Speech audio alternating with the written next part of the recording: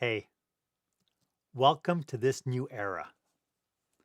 We have a fantastic opportunity to rethink leadership and all the possibilities this new era provides.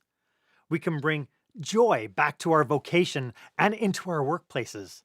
And that's what we're talking about today on Marc Haine Live.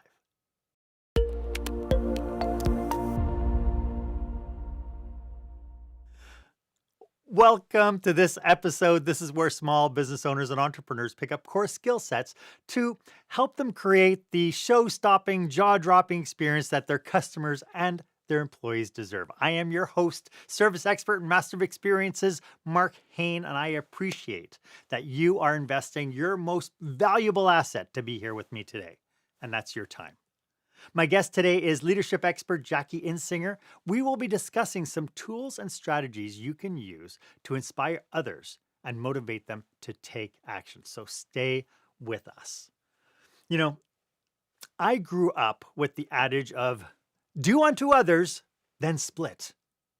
No, that's not right. It was do unto others as you'd have them do unto you.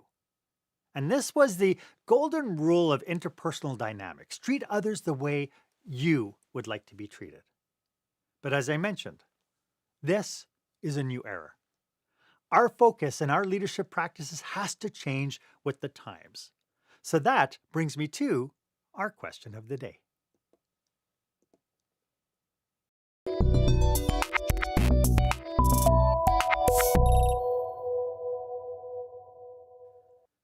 So, how has your leadership style changed since the onset of COVID? Have you made any conscious changes as a leader? Feel free to put your responses in the comments section. Just make sure that you please hashtag it, hashtag experienced leadership, because I'd love for you to be part of this conversation. And that's a great way for me to be able to follow along with what you're putting in there. As I mentioned, my guest today is the author of a brand new book, Spark Brilliance: How the Science of Positive Psychology Will Ignite, Engage, and Transform Your Team. Jackie Insinger has brought her expertise in positive psychology and interpersonal dynamics to the business world as a sought-after leadership and team dynamics coach. Jackie has a psychology degree from Duke University and a master's in human development and psychology from Harvard. She is a member of both the Forbes Coaches Council and the Harvard Business Review Advisory Council. Jackie, welcome to the show. It is so great to have you here. Thank you for having me, Mark. I'm excited to be here. Before we get into today's topic, could you just dig a little bit deeper into what you do for your clients? Yeah, sure.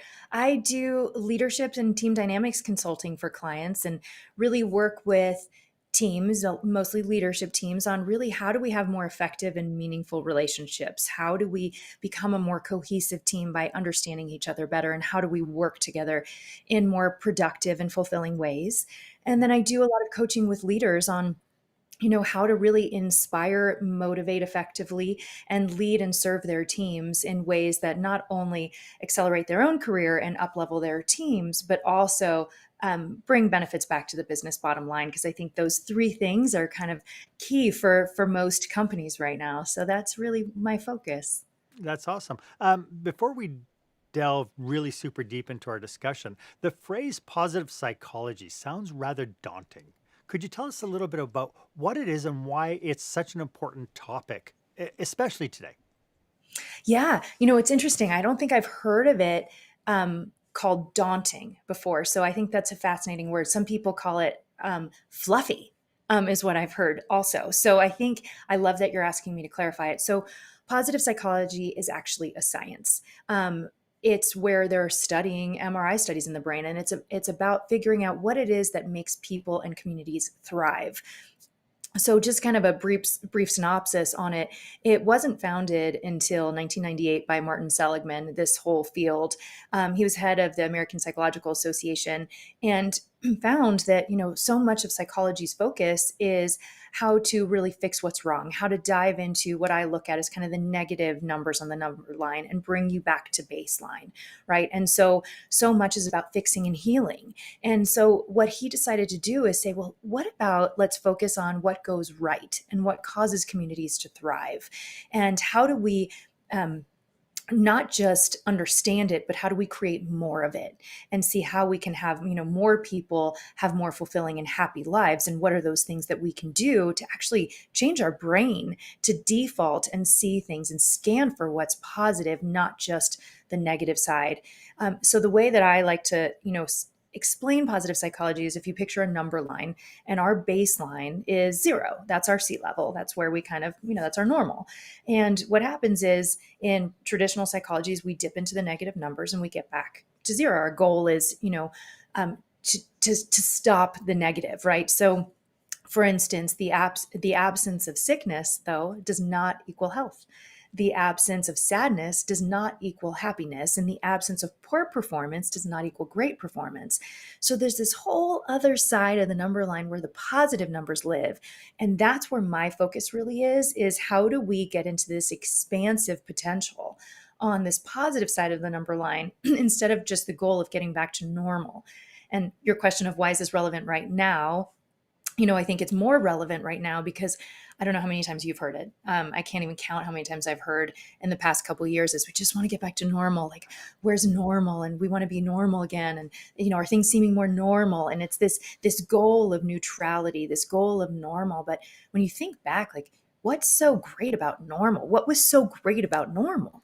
And so why do we stop at normal, right? We've had this really challenging experience where we've kind of shifted the bar as normal is the goal. And so my focus is no, no, no, let's break through this normal goal and get back into this high potential of the positive number line. So that's kind of where my focus and why I feel it's so relevant right now. Yeah, I all through COVID, when people were saying, let's get back to normal, I'd look at them and just say, you know what? Normal is a setting on a dryer. Yeah, totally. I- you know, it's interesting because, being especially working with small business owners and businesses in general, in my background, I, low employee engagement has always been an issue, even before Mhm. the pandemic really changed our world. But now, according to Gallup, we've now hit an all-time low. When we think about this idea of employee engagement and leadership engagement and so on, what do you think is going on in the workplace that's being highlighted now because of all the changes? I think, this, great resignation is a lot of a great, reevaluation. There's a great reset. There's all these great words that are really Mm, going on where people are deciding, what do I want? What makes me happy? What matters to me? And because of that, I think a lot of people have been empowered to make choices. And what we've seen a lot is about, authentic connection is key. Feeling valued, seen, and heard by their employer. Really, this what I think of as culture theater, right? Like a lot of companies were able to put this really cool like band-aid on top and say, we have beer on tap, we have foosball tables, come work for us, we're super awesome. And really underneath this band-aid was not any substance that created the culture that people wanted to work for. And once that's exposed, when people went virtual, everybody could see like, oh, this isn't really here, this we don't have this strong culture. And a lot of those CEOs are the ones I started working with were like, we don't know how to do this. How do we build this culture where people want to stay? So I think so much of it is about the connection, the positive outlook, making people feel valued, seen, and heard. And we want to invest in you because we care about the person behind the product, just not just what you create for us. yeah, it's amazing, eh? I was told, I think the general consensus now is that COVID didn't really change anything. It just sped everything up.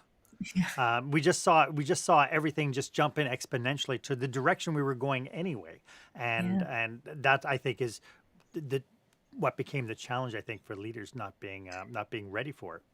Right. I agree completely. Yeah. Yeah. I talked earlier about the golden rule, how I was brought up about, do unto others. But as it turns out, that was, or it seems to be now, that it's really outdated thinking. I'd like to Mhm. delve a little bit into your platinum rule, and we'll do that right after this. When the spotlight shines on your business, are customers applauding or yawning? In other words, how is your business performing? Make your business a star with the new book, Lights, Camera, Action, Business Operational Excellence Through the Lens of Live Theater by Marc Haine. Marc uses his business and acting experience to help you see your business like a live show, so you can create a performance your customers will never forget. Buy Lights, Camera, Action today at your favorite online retailer or directly at marchaine.com. Welcome back. I am speaking with the author of Brilliance, Spark Brilliance, How the Science of Positive Psychology Will Ignite, Engage, and Transform Your Team, Miss Jackie Insinger. Jackie, could you tell us a little bit more about your book? It's brand spanking new. Yes. It's a playbook for leaders. It's really a way that I believe simplifies a very messy topic, right? I think leadership is messy, people are messy, dynamics are messy, and that always will be. We're organic moving things, right? So I think the idea of how do we take something that's very complicated and simplify it based on all the research out there, positive psychology research, leadership research, all the business studies and neuroscience, how do we simplify it into a step-by-step process that leaders can implement easily to becoming an extraordinary leader? I look at it as, a lot of people get to great, a lot of people become really good leaders, and those are most of the ones I work with, right? You have to be really good or great at what you do to reach a certain level of leadership. And then there's this whole other side of it where you can move from great to extraordinary. And that's really my focus in here, is a very easily to execute play by play of what I believe are really the 10 facets of brilliance, and walking you through how to do it based on all the research and what can you do to move to that space. Well, it's funny that you said, all the research. I think you've done a brilliant job of tying all the research actually into storytelling. There's a ton of stories in Mm. there, which makes it Yeah. so easy to connect with what you're trying to say. And then you cite the statistics, and the statistics themselves can be rather daunting and shocking all at the same time. How do you feel this book is different from other leadership books? That's a great question. I think the combining the data with storytelling, like you said, and the really actionable piece of it. So, every chapter ends with a self-evaluation and next steps to do with your team. So it's really something you can put into action right away. And I tried to have it appeal to the people who are skeptics, who need the data, right? When you say to a leader who's like, what, trust and psychological safety feels really soft. Like that doesn't seem like a place to put my energy when I'm already overwhelmed with work and responsibilities. When you say 58% of employees trust a complete stranger more than their boss, and people leave if they don't have trust, it's like, ooh, I need to pay attention, right? So certain people really need that data, and I'm kind of a data junkie. Some of it is really relating to the people in the stories, right? And then I feel everybody wants it simplified into, well, what do I do with this? I think there are a lot of great books out there that are inspiring, that give you great tips and tools, but what do you do? And so that's something where, part of my style as a coach is, if we're not making progress, I'm not doing my job. So how do we consistently take action in the direction that you want to move? And that's kind of what I did in this book. Yeah, like I said, I picked up the book the latter part of last week, and I started reading it, and I've just been hooked to it because I think it's just so brilliantly written the way it is. I just want to let everybody know that the link to this book is in the show notes. So I encourage you to click on the link and get your own copy, because you won't be sorry. It is really, really good. Jackie, I opened today's segment mentioning that the golden rule of relationships: treat people like you'd like to be treated. In your book, you debunk this thinking. Why is Mhm. this way of thinking now ineffective? I don't think it's just now ineffective. I think it's always been ineffective. So the golden rule, treat others as we wish to be treated, I think works really just for like large societies, mainly to teach people what not to do, right? I kind of have some ground rules around what's off limits, what are the non-negotiables and how we treat people. But in real relationships, like who's to say that you, Mark, want to be treated the way I want to be treated, and that your needs and desires and ways of communication are the same as mine?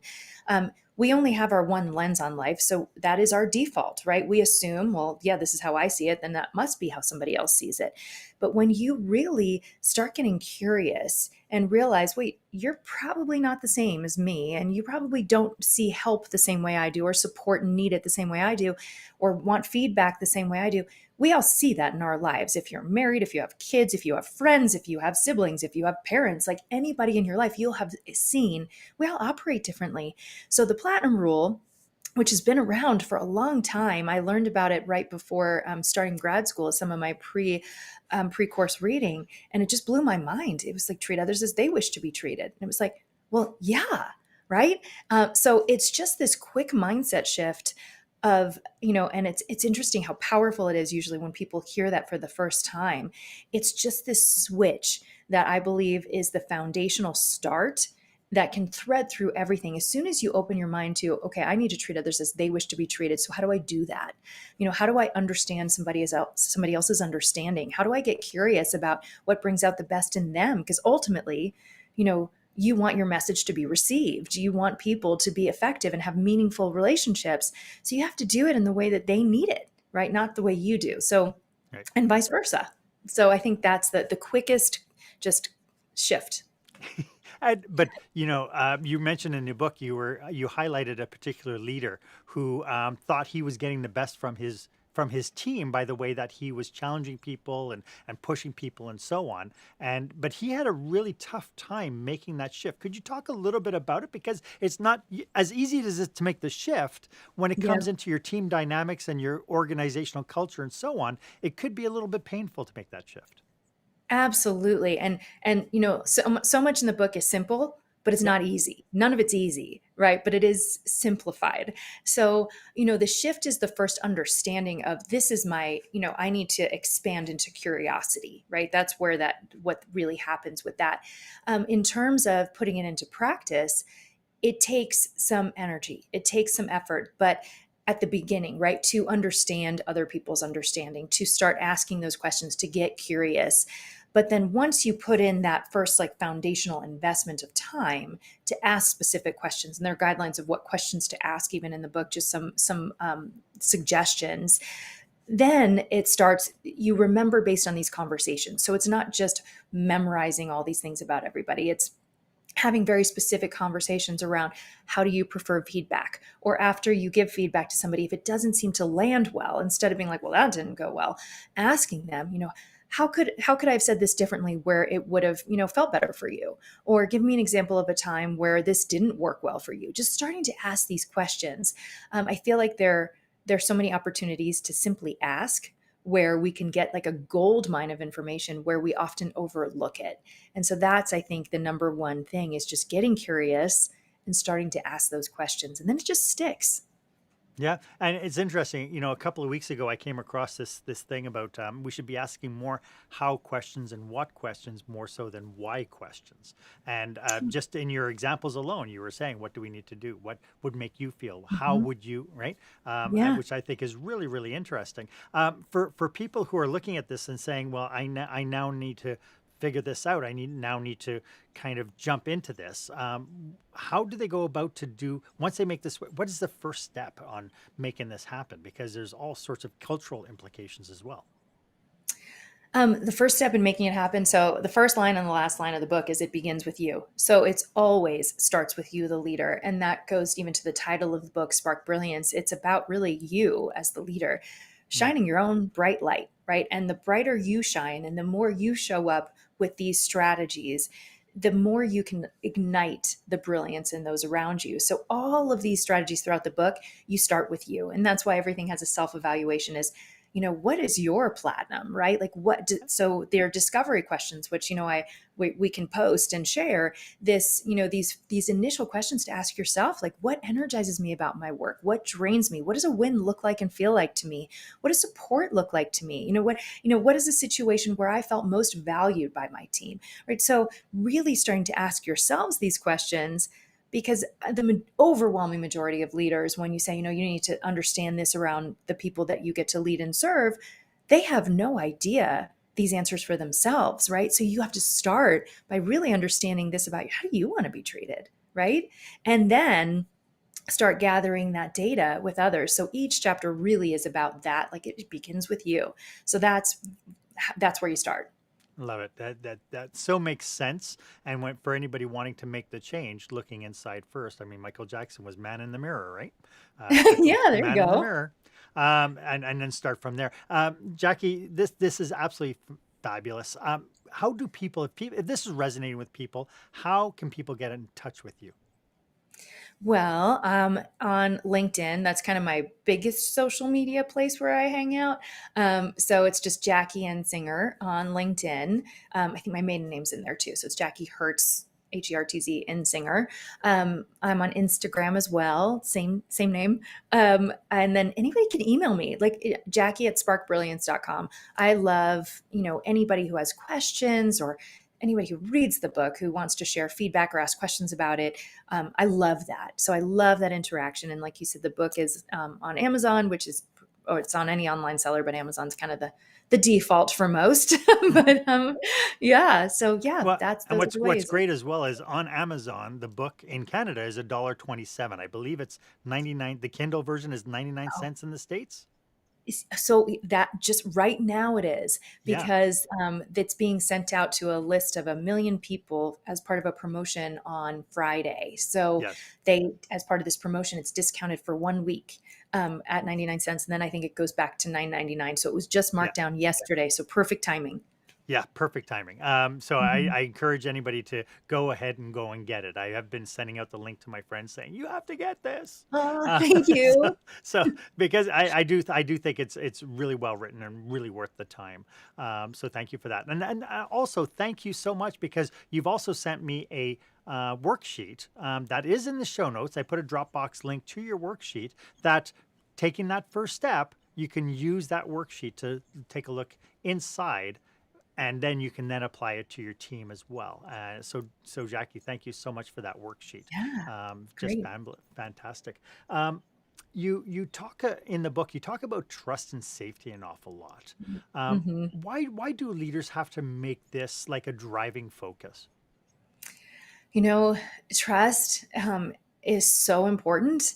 It's so important in our regular home personal lives, right? And people didn't really focus on it as much in work settings. And what's Mhm. fascinating is there's a big project called Project Aristotle that was done by Google.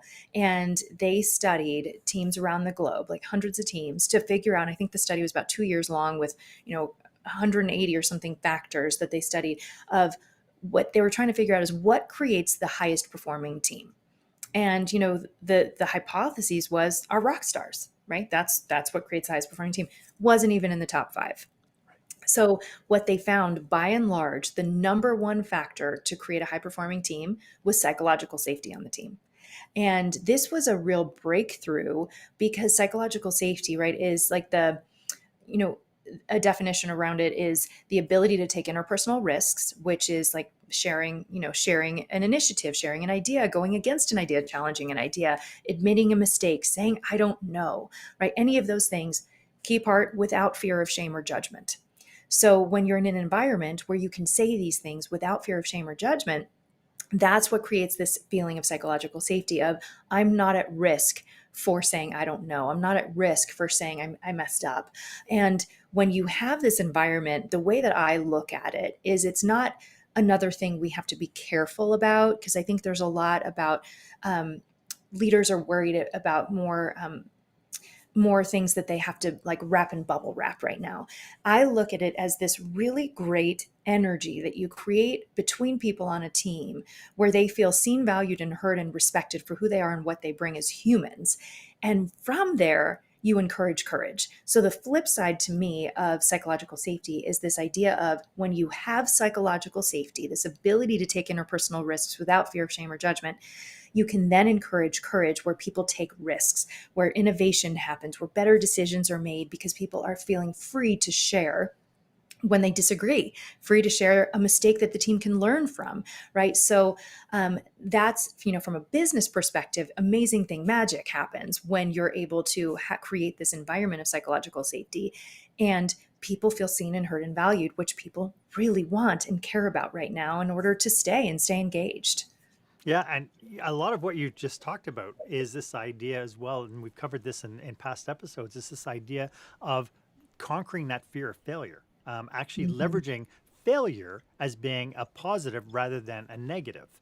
And by creating Mhm. that trust and the psychological safety that you're talking about, it's so much easier for us to be able to play in that realm and take chances. Yes, absolutely. I completely agree with you. And I think it begins with you, right? Yeah. As the leader, you have to model that by sharing those failures, sharing mistakes, saying, I don't know the answer to this in the room, or this isn't my expertise. And once you're able to model that on the team and they see it's okay, and you model it when people do make mistakes of like, hey, this just happened, how do we learn from this? Or encouraging people to share thoughts and opinions that aren't the consensus view, and that starts bringing that vibe out much quicker. Yeah, it's so interesting. And what I think really brought this to light as well was when people had to start working remotely. I worked in municipality way before COVID ever hit, and I couldn't understand why it was that people deemed you to be working while you were at your desk. Right. And because I have this story that I walked in like at 20 past 9 one day, and somebody, as I was walking through the front foyer, somebody went, "Oh, well, that's nice." And I stopped and I said, "What's that?" She goes, Uh, "Well, our day starts at 8:30." And it's like, "Oh, well, I was at a meeting since 7 o'clock this morning." And then I thought to myself, it's like, why did you think because I wasn't at my desk, I wasn't working? Right? yeah. And Right. so, but COVID now really shook that up. And when you look at kind of all the technology that launched very quickly on the Big Brother software, the stuff that's going to monitor other people's computers and watch for keystrokes and what are they looking at and so on. That was like, it was like people wanting to install surveillance cameras in their stores. You can install surveillance cameras. Yeah. When do you have the time to watch it? Right. Right. And so people went off and they bought this Big Brother software and stuff, actually never really used it. But then at the end of it, we learned that if we trusted people a little bit and we kept people accountable to their output and to what Yeah. they're wanting to achieve, what your goals are, it was so much more effective. And people Oh, actually, yeah. I think the stat was that on average, people worked 3 to 4 hours more per week because they were working from home. Yeah, and there's good and bad to that too, right? Sure, Because there's we see absolutely. this inability for a lot of people to turn it off, Yeah. because work and home exist in the same space. That I have some clients that we literally have to put their computers, well, we don't do it, it's one of their things that they do. I don't go to their house and do this. They like put their computers in a drawer and Yeah. have to close the door in a specific room, because it's like I have to find a way to turn it off, because it's so easy to be like, oh, I just need to go respond to, oh, I need to, there's no separation Right. anymore. So I think that's been hard for a lot of people to take vacation, take time off, because hours are so flexible for a lot of people, that it's just bleeding into their family time. Yeah. And it's so interesting because we were before COVID always talking about work-life balance, and now we're talking about work-life integration and how that's Yeah. going to look like and what that looks like. As we go through all this, there's the trust and safety aspect of it as well. But one of the things that I'm constantly facing is kind of like basically another issue. And in last week's episode, we talked about the importance of people working within their zone of genius, Hmm. about working in I think to Cone years, working within their brilliance.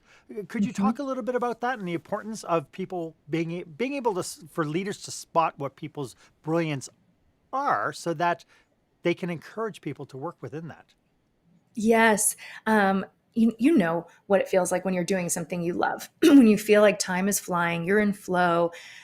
There in positive psychology, there's like three words that I love to kind of measure what these things are. It's when something feels energizing, essential, and effortless, right? And so, kind of bringing it down to these three E's, and really finding more time and space and work to spend in that zone where you're feeling energized, essential, and effortless around the work you're doing. And in the book, I have like quite a few different techniques I use with my clients to figure out what is that place. Where do you want to spend the majority of your time? And it's not saying to not do your core job responsibilities. It's not about that, because some of those, of course, you have to do.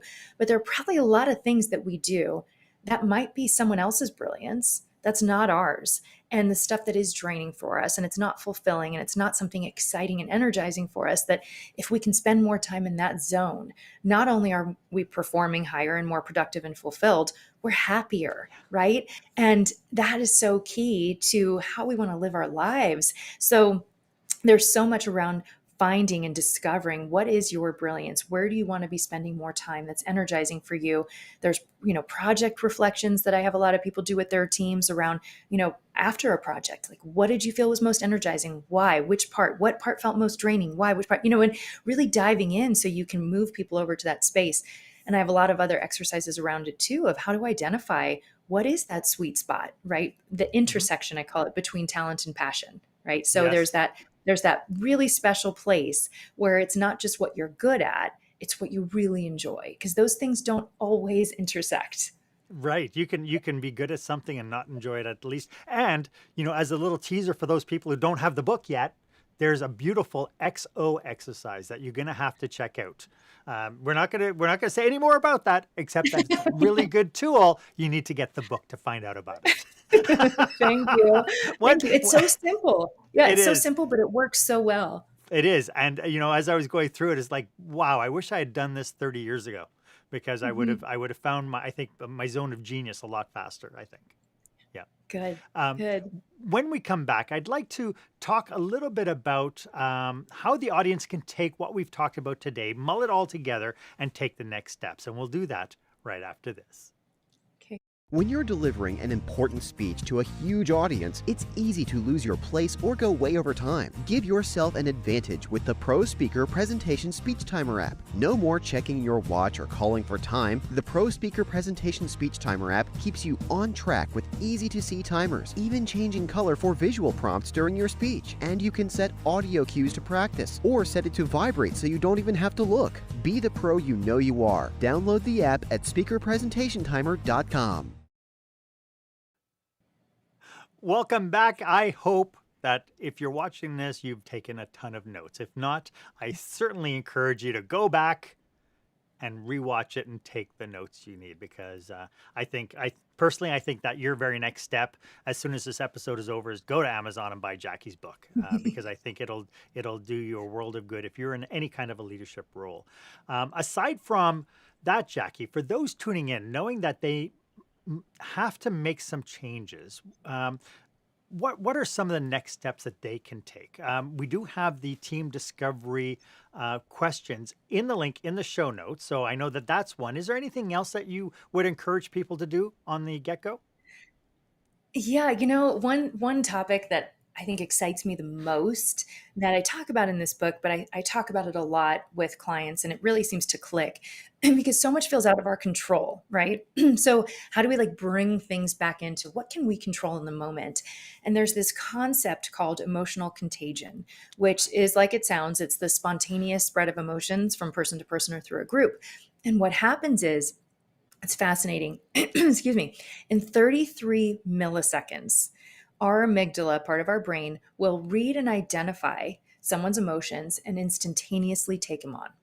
So, as a leader, you have this, you can look at it as a responsibility, right, or an obligation, or you can look at it as an opportunity and a privilege to show up in a way that you cascade out an outlook, an emotion to the people you lead. And we know also when you're stressed out, your performance goes down. And when you have a positive outlook, your performance goes up. So there's so many things in this choice, in this moment, in this pause moment to decide, how do I want to show up? Because as a leader, not only do you spread your emotion to the layer below you that you interact with and your peers, but you also spread it cascading down, because what happens, and out, because people you don't even interact with, the people that you do interact with, say your direct reports, it will instantaneously take on your emotion of how you show up into a meeting.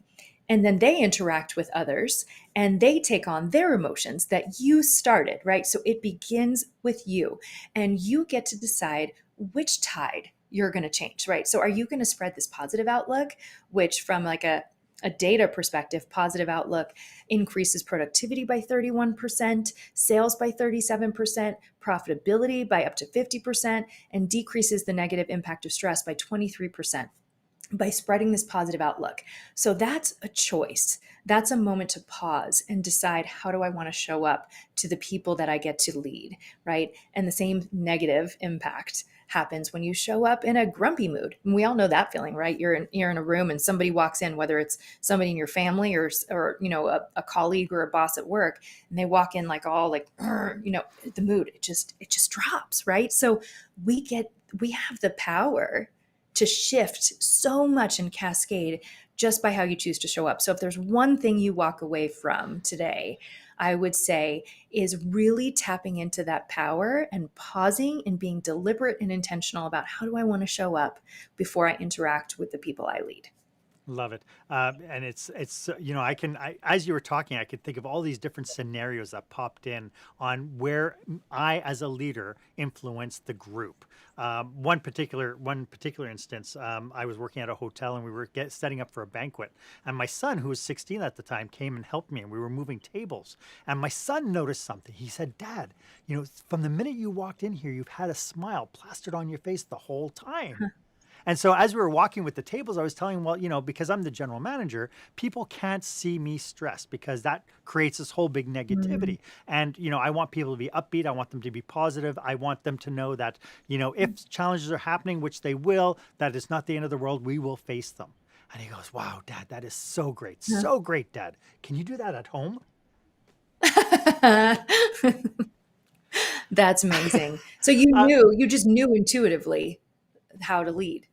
Well, I think some of us know intuitively. I think, but like you said, it's a choice. Like I can also Mhm. recall one time when I was working for a casino, I was driving to work and I knew I had to deal with a really difficult situation. I remember thinking to myself as I was driving that how I deal with this problem is going to define the kind of leader I am. And Mm. so, like you Wow. said, it's a choice. And so every time we get into scenarios, and I challenge the audience to do the same thing, is what kind of leader do you want to represent? What kind of leader do you want to reflect? What kind of person do you want to model within your team when you're facing Yeah. these and some of them are really deep seated challenges within organizations. Yeah, I agree. And I think what's interesting, what I've seen as a big dilemma that with a lot of clients that I work with now is they say, well, if I have a positive outlook, I might have to fake it because we do have problems and we do have challenges. And am I supposed to fake this? And the answer is no, absolutely not, right? Because this is a brain thing. Like you can't really trick somebody's brain with a fake smile. So the idea is finding kind of this sweet spot with authenticity and positive outlook. So really I call it practical optimism. So really looking at what's real, because you need Yeah. authenticity or else people won't trust you, and we already talked about trust, like it's key, right? So we need the trust. So you need to be authentic, so looking at acknowledging this is the reality, and then you implement the positive outlook of, and we're looking toward the future, how are we going to solve this, what are our solutions, in the belief that we together as a team will figure this out, right? So that's where the difference is here's the thing and we're looking forward, right? So as Sean Acor says, like we're going to fall up instead of falling down. And so I love that whole idea about, yes, you can be authentic and have a positive outlook. What would you say to people? Like I've talked to a lot of leaders, and granted, I am a baby boomer, and a lot of the leaders I worked with were, baby boomers, or they were the one before baby boomers. I don't know what came before it, but whatever. And this philosophy or this psychology of I can't let people know that I'm challenged because I am the boss, and they have to know that I am perfect kind of mentality. Yeah.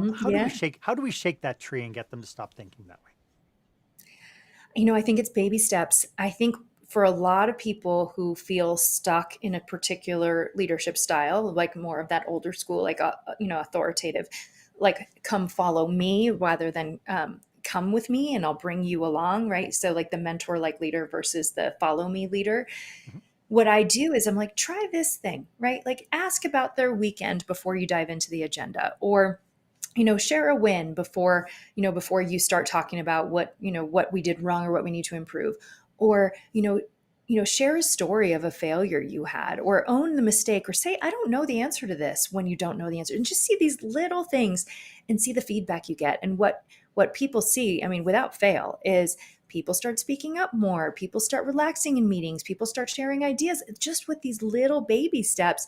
And then as the leader, when you start getting this positive feedback loop, it's like, okay, I'm going to do a little more. I'm going to do a little more because you see, wait, this is working. I see something working. So oftentimes there's not a belief in the soft skills until you see the soft skills actually have, a quantitative, return. So, and they do, right? So, and we know that. So it's sometimes just these little baby steps and then reflecting on how did that go? What changed? And then that's often how I move people along in that direction. Yeah, it does take a lot of intentionality though in order to make that happen. Like you have to, the leader would have to be constantly on guard to make sure that whatever crisis is coming in, that it just doesn't push them back into their bad behavior. Is there any tips or tricks that you can give people who might be wanting to make the change, but they keep falling back into how they used to behave? Interestingly, like with the leadership programs I do around this topic, I often do them in cohorts. So you have like a small group of leaders, you go through this together and you're accountability partners in these things, right? You have meetings where you check in with each other and have somebody who can check you on it a little bit because it is challenging. We all, default to some patterns that are hard to change. So just having somebody help you with that, I think is really important. I, Having a safe word. Pick the word hippopotamus. No matter how mad Yeah. you are, when you hear the word hippopotamus, you can't stay mad. I don't know what it is. Yeah, there you go. You could do that. That could be. Yeah. I'll start talking about that one. That's good.